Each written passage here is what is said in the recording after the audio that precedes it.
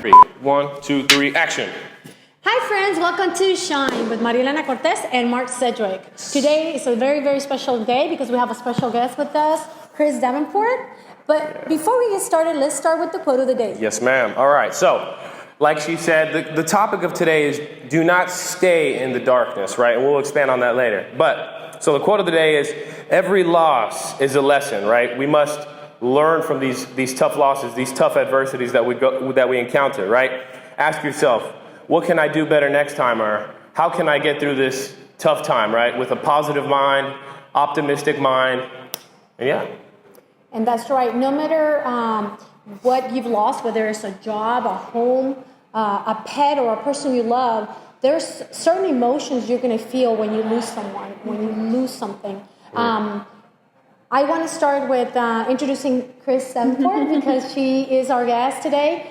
She wants to share with us some experiences that she had in her childhood. So first, let's start with you. Yeah, let's start off with a question of, how did you get into photography? What sparked your interest in that particular art form? Okay. I think I have to kind of start from, I have to give you guys some backstory because I usually, when people ask me that, I just hit straight to the point, quick and easy, but I think for this, I need to I want you to take it back a little bit. Let's do Okay. it. So in the second grade, I was going to school in Kansas. I met this really cool girl. I was obsessed with her. She was pretty, she was unique, she was smart, and there was just something about her that I was just really drawn to. And it took me a long time because I was a really shy kid. I'm still a shy kid, okay? But here we are, right? But here we are. So I worked up the courage to get to know her, and she started sending me like these little art pieces in class. Like she would send me little cards that were art, she would draw me pictures and stuff like that. And I was like, man, this girl is so cool. That's good. And so we got together at recess one day and we decided that we were going to try to have a sleepover. And so we went home, we asked our parents, hey, can we have a sleepover? I had never had one before. This is my first one. So, nice. We had our first sleepover and we became best friends. And I think we were 7 years old at that time. Our parents started dating shortly after that. Oh, wow. And they got married when we were 11. How cool. And so my best friend became my sister. Wow. Which was like so exciting. Special, Yeah, it was really exciting for us.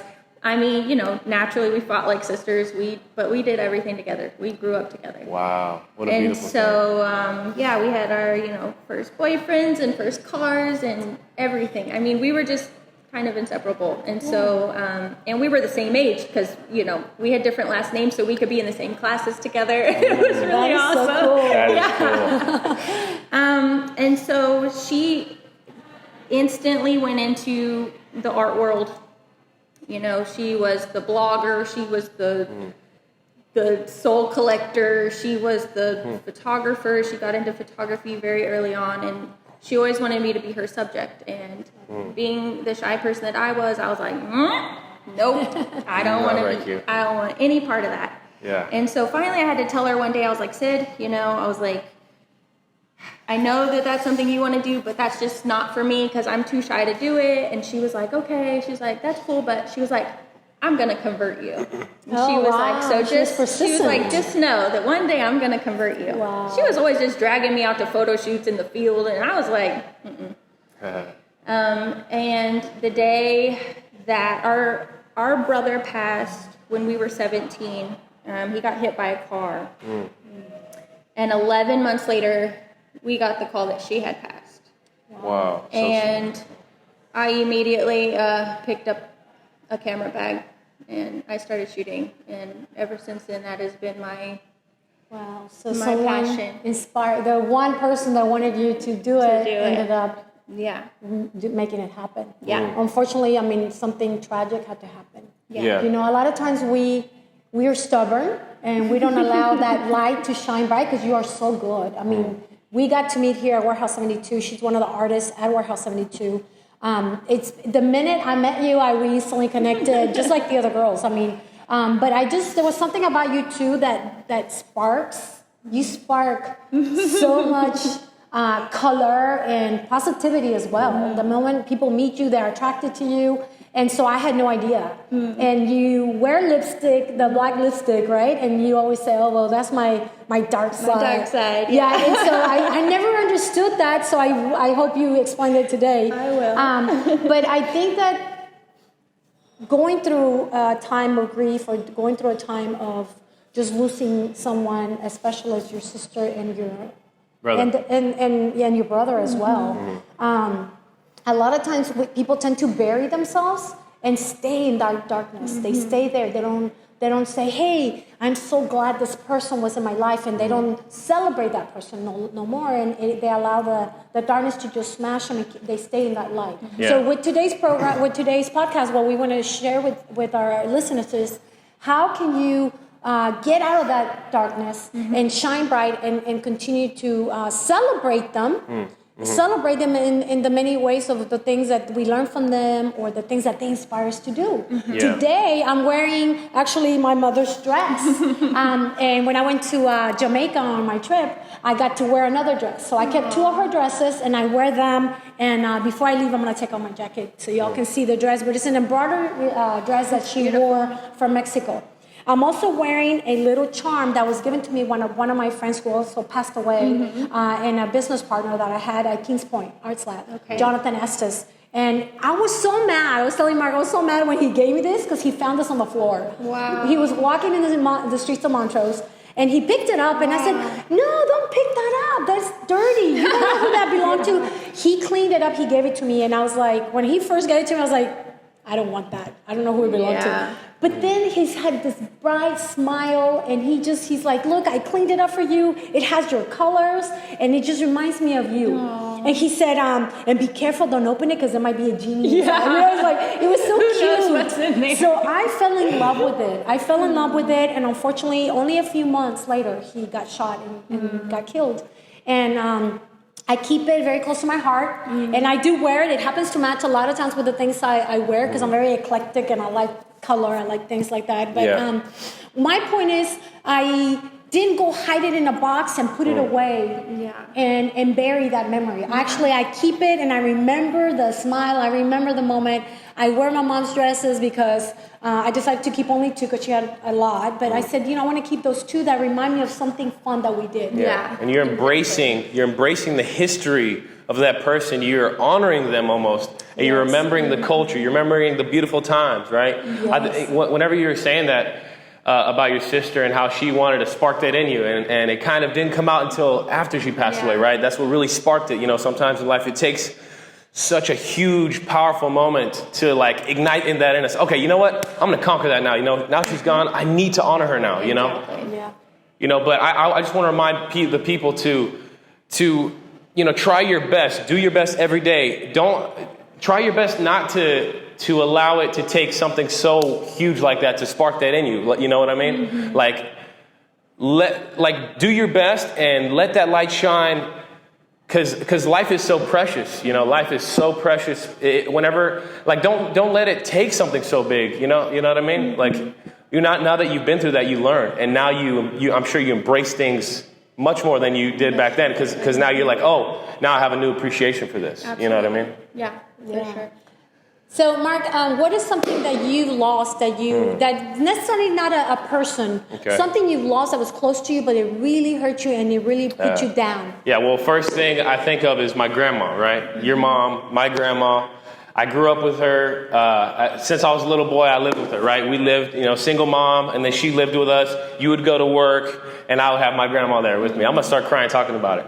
But she would make me all kinds of fresh foods, and she would share stories for me. Anytime I would be scared or sad, I would run to her room and say, Grandma, I would lay there. I'd say, Grandma, ¿me puedes decir una historia de la Biblia? Can you tell me a story from the Bible? And she would just tell me some positive story, something that encompassed a lesson that I could just take along with me through that tough time I was going through, Which brings me to that topic, which I'm not going to bring it up yet. I'm going to continue saying what I'm saying. But yeah, just having somebody there that loved me so much and was willing to give me the time of day and teach me the lessons, and give me great food, I appreciate that, but whenever she passed away, that was the biggest loss I've ever experienced, but I appreciate everything, right? And it's not such a hard loss because she was so great, and I spent she had Alzheimer's, and then she had the stroke that ended up making her pass away, but we appreciated every moment with her. I wrote a big list before she passed away, a month before, a big list. I said, Grandma, I need some guidance. Can you just talk to me? Just tell me stuff. And I just started writing down everything that she was telling me, all the positive little messages, because I'm like a quote guy, right? Mm-hmm. I take little keys and I write them down. And I have a long list. I'll post it on Instagram coming soon, so check out my Instagram page. So I'll post that since I'm mentioning it. But yeah, that was my biggest loss, but because I appreciate all those moments, they're not going to go unremembered or unhonored, right? Mm-hmm. Yes, and that's a moment also.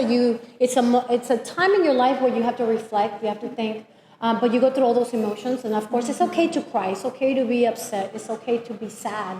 A lot of people are like, "Oh, move forward. It's okay," But I don't like people saying that because nobody has the answer to how long you're going to grieve, how long you're going to feel the way you feel. I know with time heals.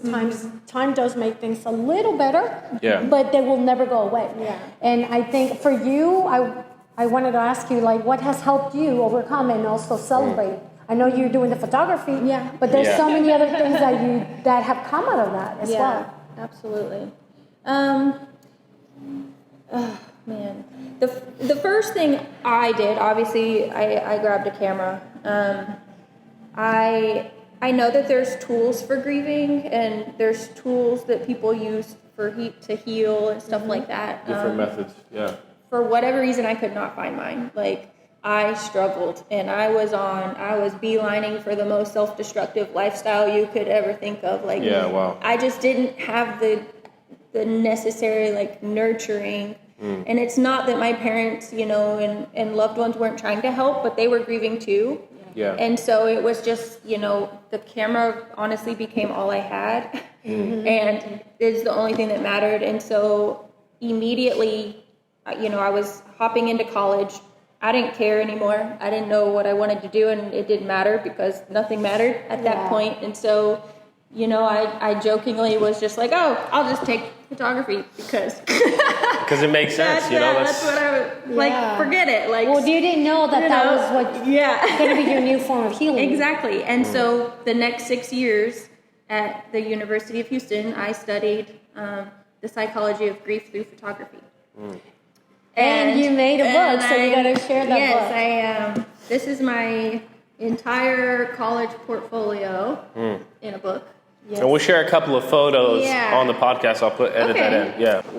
I kind of explored the 5 stages of grief: denial, bargaining, anger, depression, the acceptance phase, and even the relapses that we have. Because I feel like sometimes you wake up and you're like, oh, I'm okay today, and then you walk outside and you just start bawling. So obviously you're gonna have these waves of emotion that hit you, and I really wanted to talk about that and discuss that. Absolutely. Wow. And explore that in people, because I think a lot of times we don't even understand what's really happening in that moment. Yeah, exactly. My senior project was called All That's Left, and it is a memoir in the life of my sister that I had compiled into 8 boxes. And the front of each box was a portrait of my family members and myself. So my dad, my mom, my grandma, myself, and our eyes were burned out.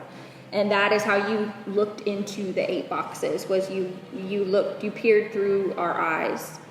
And inside of that, there were interviews from all of us talking about the moment that we found out that my sister had passed, what we were doing, what we were thinking, what we remember. And what I thought was really interesting in it all was that all of us had this moment where we said, I don't know what happened after that.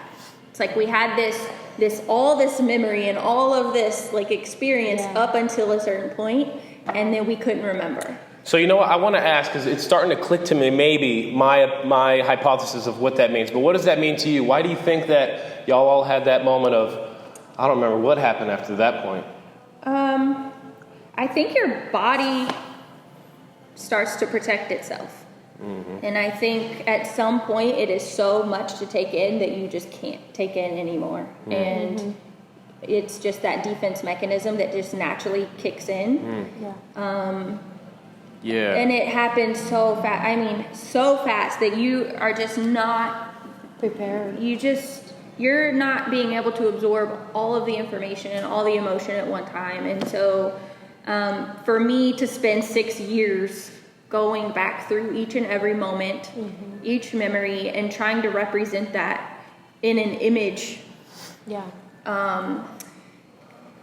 And it is an unbearable experience at times. Like, there's certain losses in your life that are just completely unbearable, and that was one for me. But it was in a way that I wanted to represent it in an unbearable form, like mm-hmm. so that my audience was actually experiencing it with me.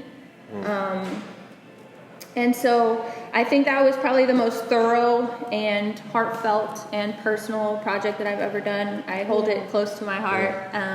It's beautiful, and I love the way you used your gifts and your creativity that were hidden. They were hidden in there because you had it, and your sister saw it. Yeah, you just didn't. You just didn't see it, or you didn't feel it, but it was there. It was obviously there because you're an artist and you do a great job. Not just behind the camera, but in front of the camera. Mm-hmm. She's a great model. I love all your pictures, and I love how they're also, a lot of them are so daring. I'm like, gosh, she's so brave and so bold, right? Mm-hmm. But then you're telling me that's not who you thought you. Oh no, you could be, right? Oh gosh, no. But that's the beauty of it, and so I love that you're embracing your sister. And you're keeping her alive through a lot of those photography mm-hmm. moments and photo shoots. Absolutely. And I think that's what we tend mm-hmm. to do as well. Yeah, I was going to say, I think you're allowing that experience to not go out sad, as the song says, not allowing yourself to go out sad with it. You're letting that fuel you to do those arts, right? And I think that's such a huge point. We'll just go ahead and say that first point is express your thoughts. How do you get out of the darkness? Mm-hmm. Express your thoughts onto paper, onto the journal, onto the pictures, onto the photography, mm-hmm. onto that art. Create that canvas, create that art piece, create the murals. Absolutely. Not letting that potential go out. Act today. Like, do it now. Mm-hmm. Don't let it have to come to where I lost my grandma for me to be sparked with this. Let those moments fuel you, mm-hmm. but don't only let those things fuel you. Be fueled by whenever they're here, mm-hmm. so they can appreciate those moments too. Yeah, sure. And there's so many ways people that we deal with loss. I mean, I was. Literally, the moment I was born, I was detached from my mother. So my family in Mexico told me that when I got there, I cried for 2 years. Like, I couldn't stop crying. And then as I got older, I started seeing other things that were taken away from me. Like when I found out I was undocumented in Mexico and they no longer let me go dance. So all of a sudden they cut this opportunity for me to let that my anger or my energy of dancing and expressing myself. And all of a sudden they like, no, you can't dance no more.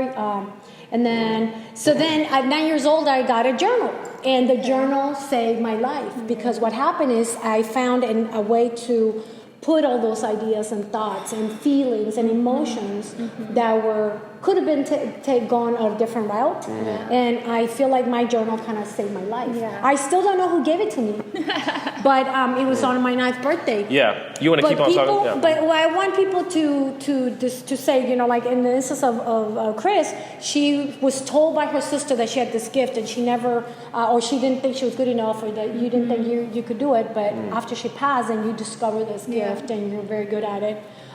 For me, I thought I could never talk in public. I could never write anything, right? Because I literally buried and hid myself behind my journal. I was the quiet girl that saved everybody in class. Because the girls knew when they had a problem, I could go beat up a little boy or do whatever. So that little by little, I started to come out of my shell because I was like, well, I want to help my friends who are being bullied by our classmates. Mm-hmm. But I started to put everything on paper, and I started feeling like a lot of peace But I also started feeling a lot of security to be able to then put those thoughts and ideas out. Vocalize it. And vocalize it. Express and that it. was the breakthrough of a lot of things that happened.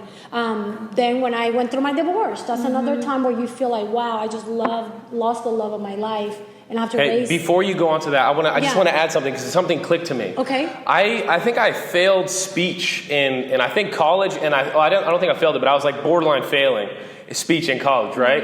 And here I am, like I didn't allow that loss to be like, oh, I'm never going to be able to speak in front of a camera or speak in front of an audience. Now I want to speak in front of people, you know, I want to pursue this, but I didn't let them define me. I didn't let that loss define me and what I'm going to pursue, right? Of course, and that's a gift. It's a gift in some way that we have it within us, but sometimes a lot of people don't discover it because they stay in that darkness and they stay in that moment of depression or anger, right?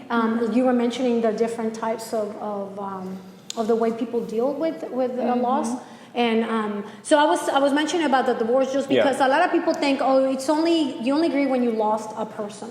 But there's different kinds of I lost a friend who committed suicide because he lost his business. You know, it was everything to him, his business, and he committed suicide. And I was like, wow, you know, that's pretty hard. I don't think I would do that, but I'm not going to say never because I've never been in that situation. But and we should never judge somebody because everybody reacts different. Everybody can come out of those moments at different, in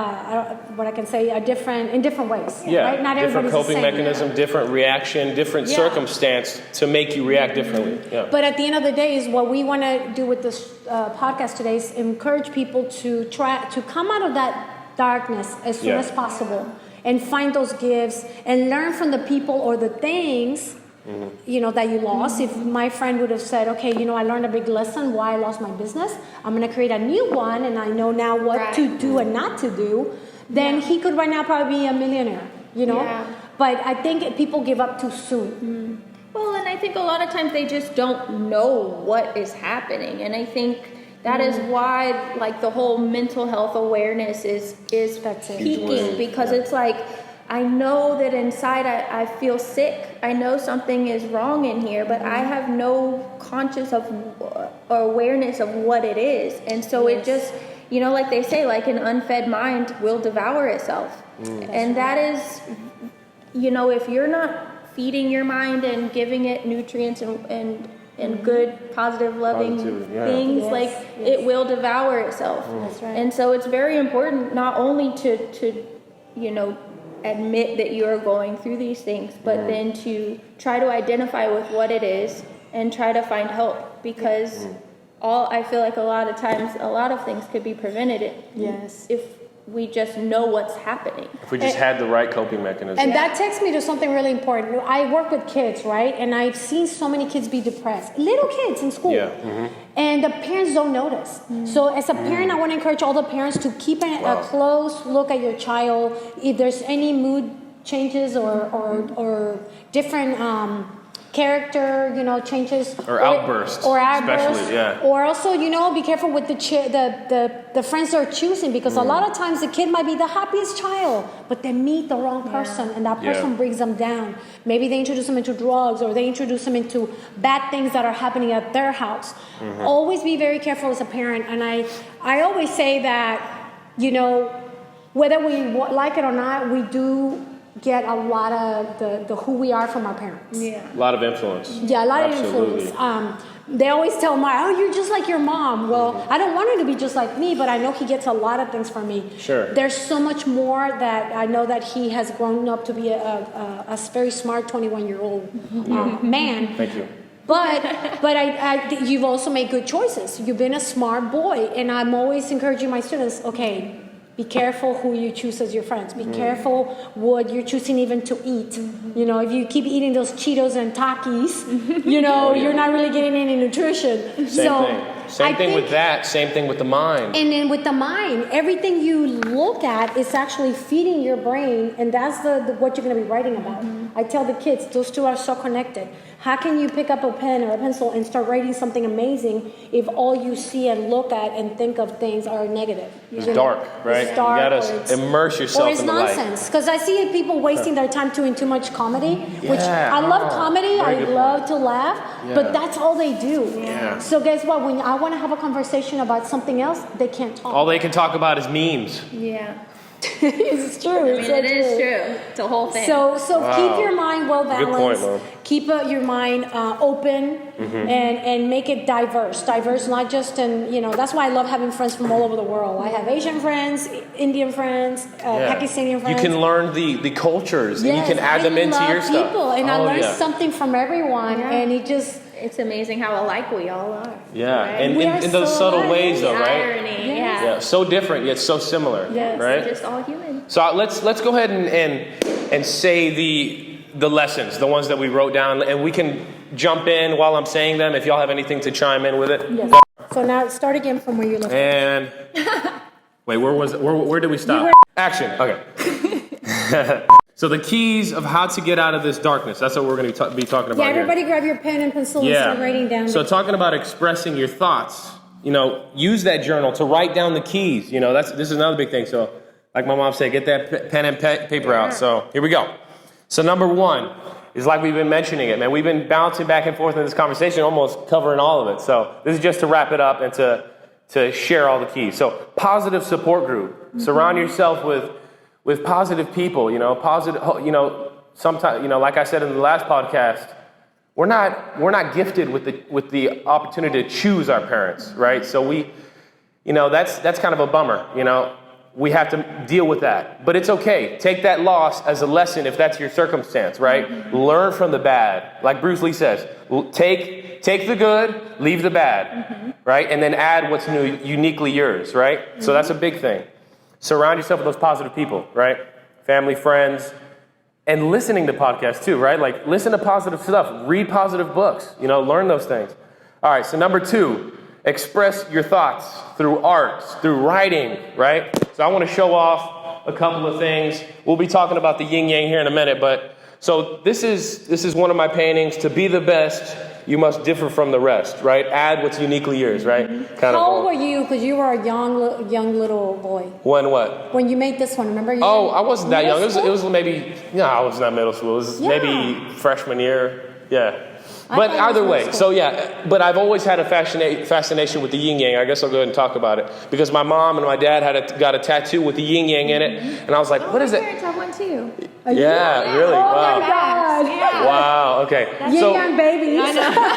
Yeah. So the symbol always fascinated me. I was like, what does that mean? My dad, my mom's got it. That's cool. It's cool looking, I might be getting one here soon of a similar thing. But so I dove into the topic here. I'm going to show off another art piece with the YinYang in it. Just expression, right? I just saw something and it wasn't very cool looking, so I painted an ugly clock with this on it, right? Yeah, it was an old clock, and I was getting ready to trash it. And he was like, I want that, Mom. Yeah, I'll paint it. So I took it apart and painted this on it. So so I have the definition here.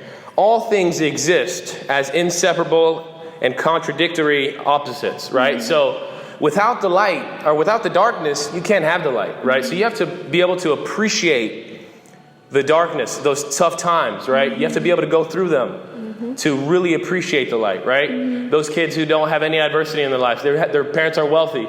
They come out depressed. They come because they weren't put through those tough times, and they don't know how to cope with those tough times, right? Every loss is a lesson. If you don't go through losses, you'll never have those lessons, right? Yeah, so it's a huge thing. That's why I love the YinYang. I got another big art piece here. I'm gonna have to lift it up. Watch your hands. You can just everybody. fold it. You can fold it like this. He painted the. So I painted a table as well. It was kind of an ugly wooden table, and I just decided to paint it. Shout out to Erin. I'm gonna send you a frame of this because she really loved this. She really wanted this. Yes, so I'm gonna send you this coming soon. Yes. So yeah, just a fascination with beautiful lessons and beautiful art, expressing myself through those positive messages. It's a reminder. Every time I see it, I'm like, the darkness, the light. You got to be able to appreciate both of them, right? And you share your journal, your digital fine arts portfolio. I love this. This is your expression in an art form. And now all of this beautiful photography that I see on Facebook or your social media, I love it.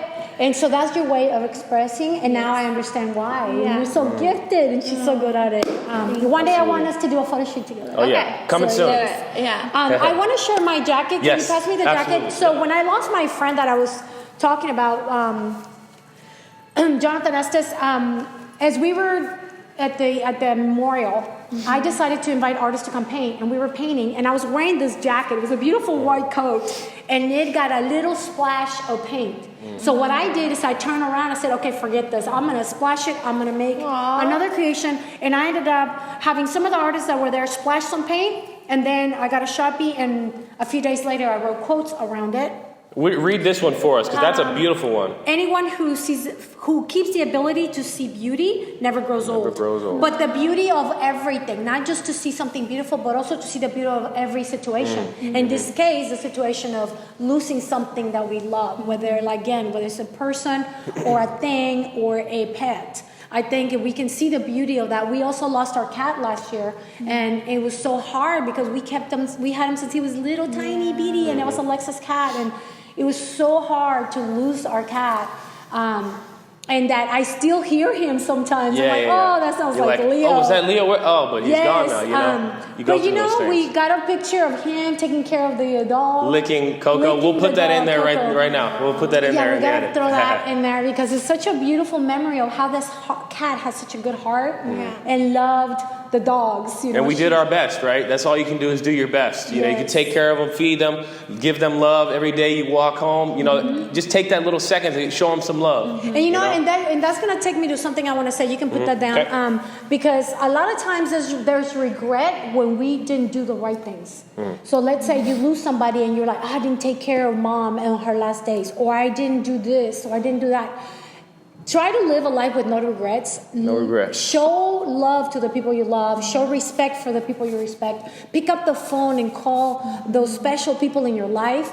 Don't wait till something bad happens and you're like, oh, I should have done this, I should have done that.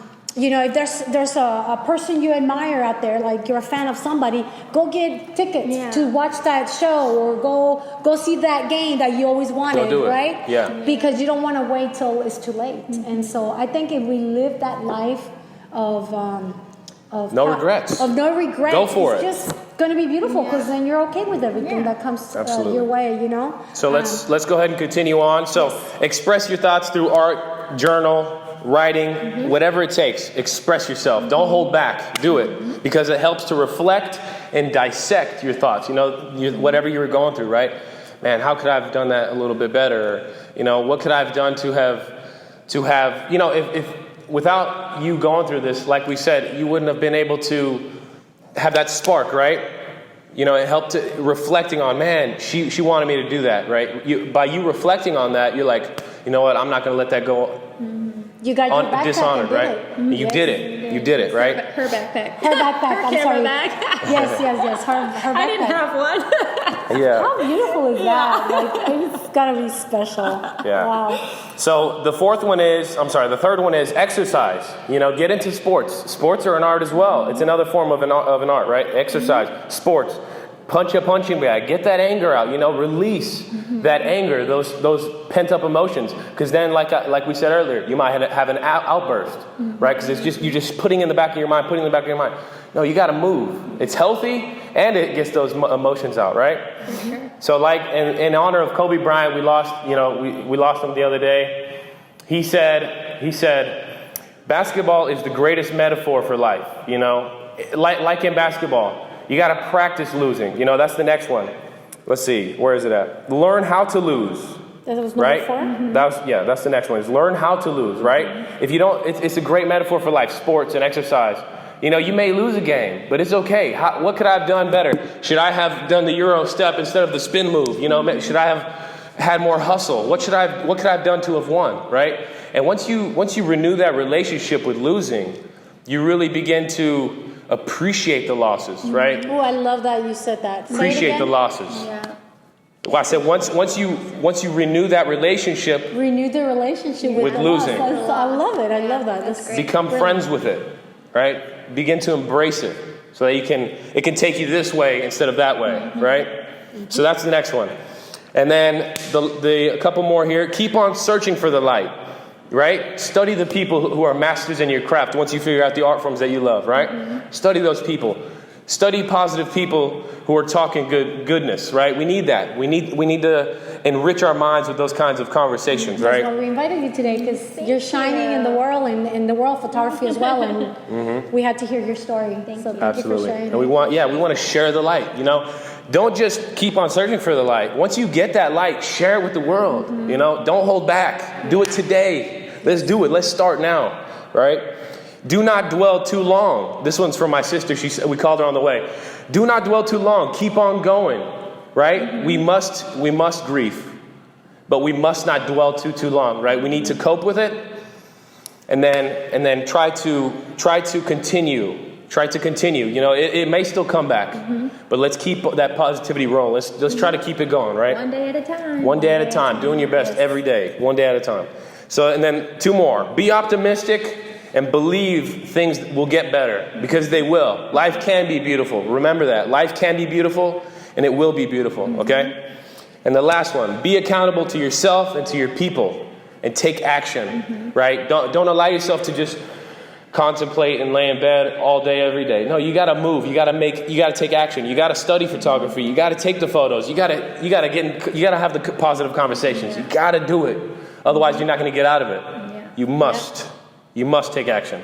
And those are my lessons. I love Those are it. great. Yes, Thank you. I love it. And so now you got 7 points. I love 7. 7 is my lucky number. Oh man. And you know, that's my I was born on a September 7th. Uh-oh. But I hope you wrote those down, and pay attention. If you need to watch this again, we touched some really, really important topics that pertain to losing something, whatever it is. But of course, nothing compares to the loss of a person and somebody that we loved. So we're not here comparing what's more, what's less, but I do want to encourage everybody to, you know, focus on the good, and remember the good things that you had from that person. For me, making the crowns, a lot of people are like, why you wear crowns? Why, you know, so many flowers? I've been doing it since I was a little girl. So in a way, I wear these flower They're so crowns pretty, too. because of my grandma. My grandma, I mean, she would put those flowers, and she would say that I needed to always look nice and pretty with those flowers. And I don't know, it just stayed in my head. And throughout the years, dancing folkloric dance, also, that was part of the culture. Every time we went to dance, we had to have a flower crown of some sort, or some kind of flower decor. And I was telling Mark on the way here, my aunt, Esther, when she took me, my aunt who raised me in Mexico, we were going to a competition, and all the girls had the same crown. This little the flower crown, and I was like, I didn't get the memo. I didn't know we were supposed to buy this, and obviously, I guess I wasn't paying attention when they told us to buy it. So my aunt ran and bought me some fresh flowers, made me a little last-minute little flower decoration crown, and I ended up wearing it that day. I was in the middle of the dance, and I was the only one with a different flower crown. And now it just, people till this day, when I see my friends in Mexico, they're like, ay, ¿te acuerdas? Remember the day that you went to the dance and you wore the wrong crown, but it was so beautiful, you ended up being in the middle. And so I don't know, maybe I do this because I love to stay connected with my grandma and with that aunt who were always part of me and part of my life. Again, I think if we just learn to embrace those moments and embrace those people that were in our lives, and celebrate them instead of just dwelling on the bad things or the negatives. I think that just helps us bring out the true light that we have within us, and also discover talents. I mean, now I make them, and I'm selling them, and I'm doing all kinds of I'm putting them on hats, and I do them with my cowboy hat. So I turned something negative that I could have stayed on that negative mode into something positive. Absolutely. And you've done the same thing, so I applaud you, I congratulate you. I'm learning from you, and I just can't wait to one day do a photo shoot with you together and be somewhere crazy in Australia, and I'll make it a flower crown. Yes, so that's a deal. I love it. Yes. Is there anything else you guys want to add before we close this segment? You first. I don't think. Just a message to them, to the people. What would, if you had one thing you want to say to them, just to wrap up this whole conversation, what would you say? Continue to play. It's a big thing. Don't take it so seriously, yeah? Keep playing. Yes. And let your soul speak first.